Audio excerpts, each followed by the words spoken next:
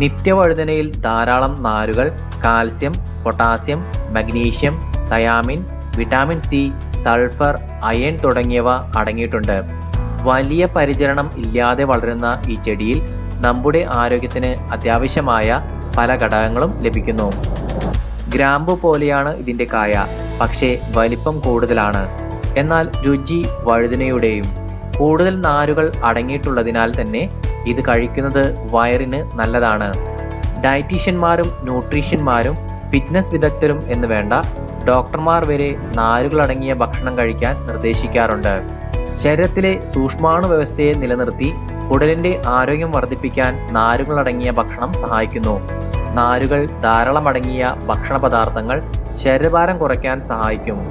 നാരുകളടങ്ങിയ ഭക്ഷണത്തിൽ ഗ്ലൈസമിക് കുറവായതിനാൽ രക്തത്തിലെ പഞ്ചസാരയുടെ അളവ് നിയന്ത്രിക്കാൻ കഴിയും.